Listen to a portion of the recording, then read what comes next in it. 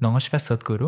আপনি বলেছিলেন আমরা যদি ইনার ইঞ্জিনিয়ারিং প্রোগ্রামের মূল সারটুকু নিজেদের মধ্যে ধারণ করতে পারি, তাহলে শুধু স্বয়ং আমাদের উপস্থিতিই অনেক রূপান্তর ঘটাতে পারে। এই বিষয়ে আরেকটু বিস্তারে যদি বলেন।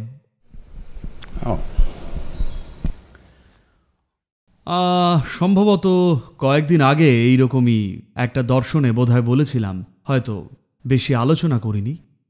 আমি বলেছিলাম শাম্ভবী মহামুদ্রা কোনো প্র্যাকটিস নয়। যেমন এই আমাদের ধ্যানলিঙ্গ মন্দির আছে, কেউ সেখানে ঝাঁট দেয়, যেহেতু ধ্যানলিঙ্গের রক্ষণাবেক্ষণের জন্য আলাদা করে কোনো আচার অনুষ্ঠান নেই। কেউ ঝাঁট দেয়, কেউ পরিষ্কার করে, কেউ পরিবেশটা ঠিক রাখে, ব্যাস এইটুকুই। তারা কি ধ্যানলিঙ্গের জন্য কিছু করছে? না, তারা শুধুই মেঝে পরিষ্কার আর পরিবেশটা সামলাচ্ছে, এই সবই করছেন।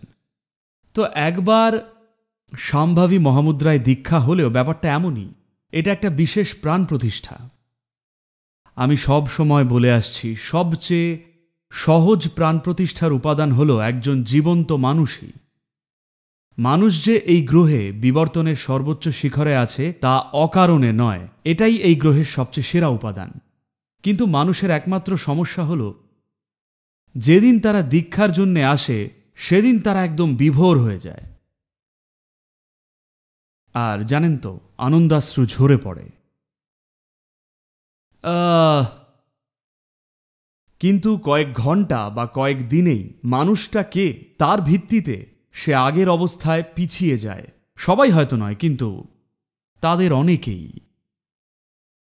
সাধারণত আমার বিরুদ্ধে লোকে যে সবচেয়ে অবমাননাকর কথাটা বলে তা হল, ও আমাদের খুব চমৎকার লাগলো, কিন্তু আমাদের স্বাভাবিক জীবনে ফিরে যেতে হবে। এটা ভীষণ অপমানজনক। তারা বলছে শান্তিতে থাকা, আনন্দে থাকা, পরমানন্দে থাকা অস্বাভাবিক। দুঃখী হওয়া, চিন্তাগ্রস্ত, উদ্বিগ্ন হওয়া, নিষ্প্রাণ হয়ে থাকা, সেইটা নাকি স্বাভাবিক। এটা আমাকে বিরাট অপমান করাই। তো তাদের কাছে নর্মালিটির এই যে বোকা বোকা ধারণা, সেই কারণেই তারা উল্টো পথে হাঁটেন। দুঃখ কষ্টে তারা ইনভেস্ট করেছেন। দেখুন, এটা বুঝতে আমাদের বেশ সময় লেগেছিল। যখন প্রথম আমার এমন হলো যে আমি এইভাবে বসে আছি আর পরমানন্দে বিভোর হয়ে গেলাম, আমি তখন ভাবলাম, এই তো এবার আমি গোটা পৃথিবীকে আনন্দময় করব। ৩৮, প্রায় ৩৯ বছর হয়ে গেল আজ। প্ল্যান করেছিলাম ২.৫ বছরে গোটা পৃথিবীকে আনন্দে ভরিয়ে তুলব। কারণ কে সেটা চাইবে না? তরুণ বয়সী মূর্খের মতো মূর্খ আর হয় না। ২৫ বছর বয়সে একটা সোনার খনি খুঁজে পেলাম, আর আমি জানতাম আমি এটা পারব। কারণ আপনাকে কিছুই করতে হবে না, মনটা না ঘেঁটে যদি শুধু বসে থাকেন, পরমানন্দই অনুভব করবেন। তো আমি ভেবেছিলাম, কে এত সহজ আর অসাধারণ জিনিসটা চাইবে না? কে না চেয়ে থাকতে পারে? কিন্তু ৩৯ বছর ধীরে ধীরে বুঝতে পারলাম, মানুষ নিজের দুঃখে এত ইনভেস্টমেন্ট করেছে যে তাদের পরমানন্দ অনুভবের পথ দেখালেও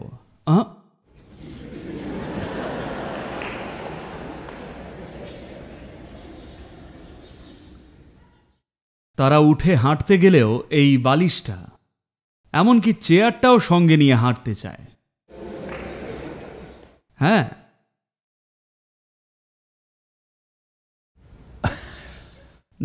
যখন প্রথম প্রথম ইনার ইঞ্জিনিয়ারিং প্রোগ্রাম শেখাতাম, তখন একদম উচ্ছৃঙ্খল ছিলাম। এরকম পোশাক পরতাম না, পরতাম ফ্যাকাশে একটা জিন্স আর টি শার্ট।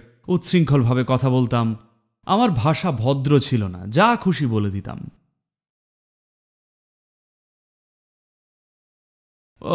উঠে পায়চারি করতাম, আর বুঝলেন, বলতাম ৪ দিনের ক্লাস, কিন্তু ৬ দিন বা কখনো কখনো ১২ দিন ধরেও ক্লাস হয়তো চলতো, কোনো ঠিক থাকতো না। কিন্তু আমি কি বলছিলাম লোকে তার একটা কথাও বুঝতো না, এমনকি এখনো বোঝে না। কিন্তু তাদের জীবন ঠিকই বদলেছে।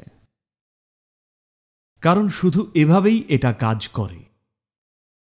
কেউ জ্ঞানের কথা বলায় বদলাচ্ছে না। কিন্তু এত কথা বলছি কারণ তারা এতই বোকা যে তাদের শুধু বসিয়ে রাখলে পাগলই হয়ে যাবে, সব সময় কিছু বলতে হবে। দেখুন, এখনো এটা দর্শন, মানে আমি শুধু বসবো, আপনি শুধু দেখবেন। কিন্তু আমি যদি শুধু বসে থাকি তাহলে আপনি পাগল হয়ে যাবেন। সদ্গুরু কি করছে? শুধু বসে আছেন কেন? তাকিয়ে দেখবোটা কি? তাই এত কথা বলছি। তা না হলে কথা বলার দরকারই নেই। দেখুন, যখন আমি গ্রামে যাই, যদি শুধু হেঁটে যাই, সবাই কান্নায় ফেটে পড়ে, কারণ তাদের কাছে এত বেশি কথার তেমন মূল্যই নেই। তাই শাম্ভবীর মাধ্যমে আমরা আপনার প্রাণ প্রতিষ্ঠা করেছি। যদি ওটাকে জীবন্ত রাখেন, আপনাকে বিজ্ঞাপনও দিতে হবে না। ইনার ইঞ্জিনিয়ারিং করুন, ইনার ইঞ্জিনিয়ারিং করুন প্রতিদিন। আপনার স্ত্রী, স্বামীকে, বাচ্চাদের প্লিজ ইনার ইঞ্জিনিয়ারিং। যোগা করে দেখোই না, কি দারুণ। ধুর, যত সব।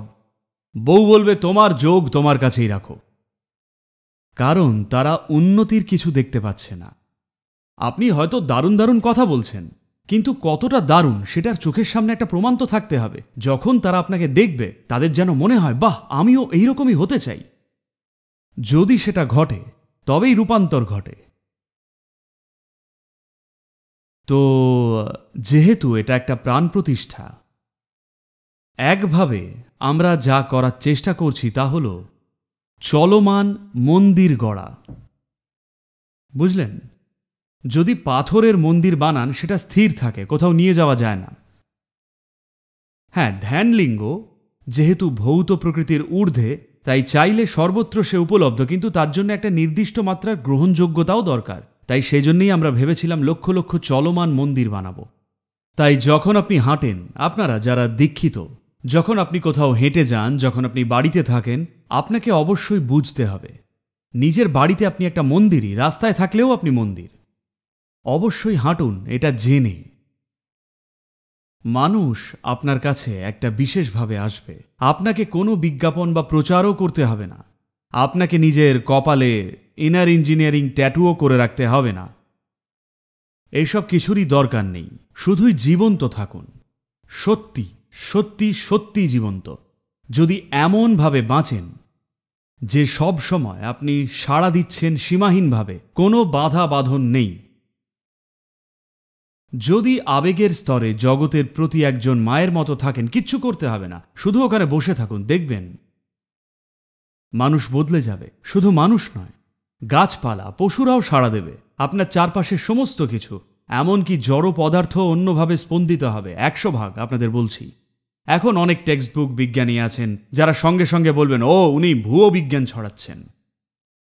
আমি বলবো তাদের বিজ্ঞানের ধারণাটা বড়ই প্রাথমিক স্তরের। প্রকৃত বিজ্ঞানীরা কখনোই এমন কথা বলবে না, কারণ তারা জানে তারা যা অন্বেষণ করেছে তা অতি ক্ষুদ্র, এখনো অসীম অজানা রয়েছে। তাই যে যাই বলুক, শুধু এই দুটো জিনিস মেনে চলুন। আর কিচ্ছু না বুঝলেও এটুকু করুন, নিজের পরিবেশটা শুধু পরিষ্কার রাখুন। দেখুন, এখন ধ্যানলিঙ্গ মন্দির আছে, এটা যতই শক্তিশালী হোক, মন্দিরের সামনে যদি গু ফেলে রাখেন, মন্দিরটা খুব শক্তিশালী হলেও মানুষ সেখানে যাবে না। মন্দিরকে একটা নির্দিষ্টভাবে রাখলে মানুষ যাবে। আপনার সাধনাও ঠিক তাই, জায়গাটা পরিষ্কার করা আর প্রতিদিন মাকড়সার জাল, ধুলো এগুলো ঝাড়া, ব্যাস। আপনি শক্তি বাড়ানোর জন্য কিছু করছেন না। এটা শক্তি চালনা ক্রিয়ার মতো নয়, যা শক্তি বৃদ্ধি করার একটা দীর্ঘ প্রক্রিয়া। এই কারণেই আমরা শাম্ভবীতে চলে আসি, কারণ আমি দেখেছি মানুষের না আছে অধ্যাবসায়, না আছে দৃঢ় সংকল্প বা প্রতিশ্রুতি, যাতে নিজেকে খেটে উন্নত করে আরেকটা স্তরে পৌঁছানো যায়, কারণ সেটা অনেক খাটনির। ক্রিয়াযোগ অনেক পরিশ্রমের পথ। এই কারণেই আমরা শাম্ভবী মহামুদ্রায় আসি। মুদ্রা মানে যা ইতিমধ্যেই আছে, শুধু ওটাকে জীবন্ত রেখে অনুভব করতে হবে, ব্যাস। আপনাকে ঘটাতে হবে না, শুধু প্রতিদিন মাকড়সার জালটুকু ঝাড়া, মেঝে পরিষ্কার রাখা, এটুকুই আপনার কাজ, বাকিটা হয়ে যাবে।